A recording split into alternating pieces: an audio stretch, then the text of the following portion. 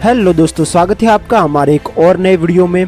और आज बात करेंगे आंध्र प्रदेश की बनने वाली राजधानी अमरावती स्मार्ट सिटी प्रोजेक्ट के बारे में।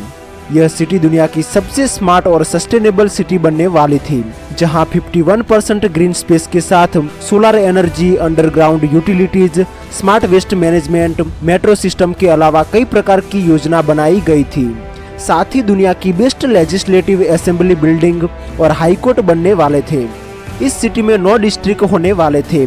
हर एक डिस्ट्रिक्ट की अलग स्पेशलिटी होने वाली थी। यह शहर चंडीगढ़ से 2 गुना बड़ा होने वाला था।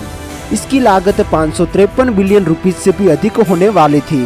2024 तक कंप्लीट होने वाली यह स्मार्ट सिटी अभी तक क्यों नहीं बन पाई, आइए जानते हैं इस पूरे प्रोजेक्ट के बारे में। Capital city of Amaravati.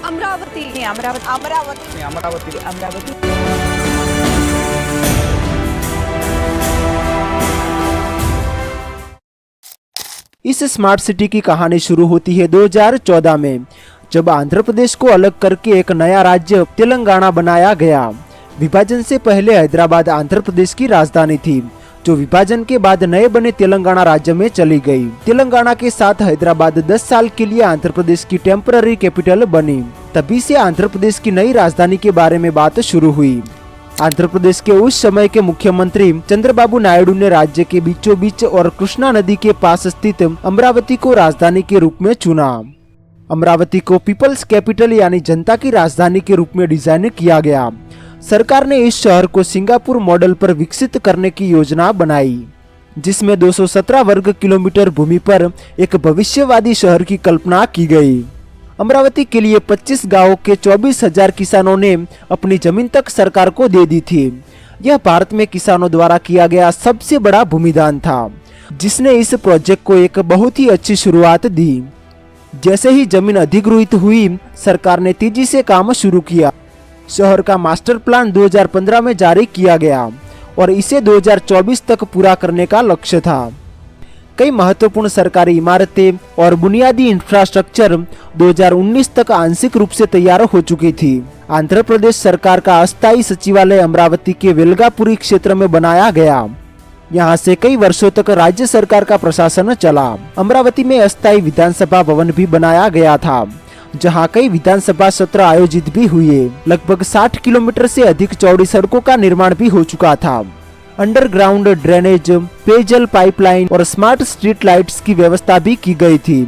सरकारी अधिकारियों और कर्मचारियों के लिए लगभग 4000 से अधिक घरों की योजना बनाई थी, जिनमें से कईयों का निर्माण पूरा हुआ और कईयों का आंशिक रूप से पूरा हुआ था। इस स्मार्ट सिटी का डेवलपमेंट काफी तेजी के साथ किया जा रहा था, लेकिन पहले चरण के बाद ही कुछ ऐसा हुआ जिससे लाखों लोगों के नए शहर का सपना टूट गया, जिसकी किसी ने कल्पना भी नहीं की थी। होता यूं है कि 2019 के चुनावों में चंद्रबाबू नायडू चुनाव हार जाते हैं और नए बने मुख्यमंत्री जगन मोहन रेड्डी ने स्पष्ट रूप से कहा कि वो अमरावती को राजधानी नहीं बनाएंगे।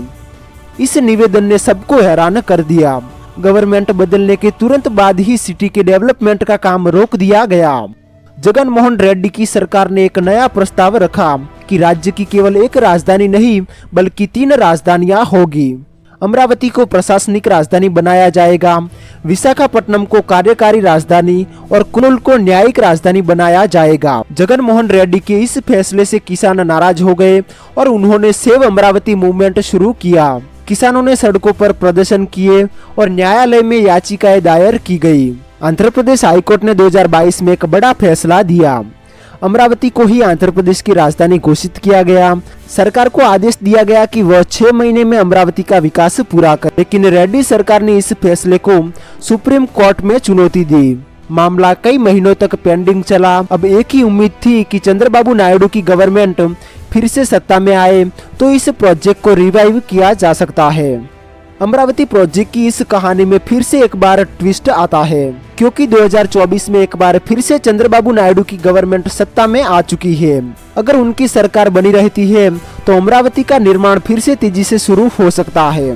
पहले सिंगापुर, जापान और यूके की कंपनियों ने अमरावती में निवेश की इच्छा दिखाई थी, लेकिन अनिश्चितता के कारण उन्होंने अपने प्रोजेक्ट रोक दिए। अगर सरकार स्पष्ट नीति लाती है तो ये निवेशक दोबारा आ सकते हैं। इस बार नायडू गवर्नमेंट के पास केंद्र सरकार में रही बीजेपी का भी सपोर्ट मौजूद है, इसीलिए इस प्रोजेक्ट को फिर से रिवाइव किया जा सकता है। अक्सर हमारे देश में ऐसा ही होता है, राजनीतिक खेल के कारण हमेशा बड़े बड़े प्रोजेक्ट बीच में रुक जाते हैं, जिससे देश का और विदेशी निवेशकों का बहुत ही अधिक नुकसान होता है और भविष्य में विदेशी निवेशक भी अपना पैसा गवर्नमेंट प्रोजेक्ट्स में डालने से डरते हैं। तो क्या अब नायडू गवर्नमेंट अमरावती को सपनों का शहर बनाने की अधूरी कहानी को पूरा कर पाएगी? ये तो समय ही बताएगा। इस प्रोजेक्ट के बारे में आपकी क्या राय है, हमें कमेंट बॉक्स में जरूर से बताएं। और अगर आपको वीडियो पसंद आया है तो वीडियो को लाइक करके चैनल को सब्सक्राइब कर लीजिए। तो मिलते हैं एक और नई वीडियो के साथ, तब तक के लिए जय हिंद जय भारत।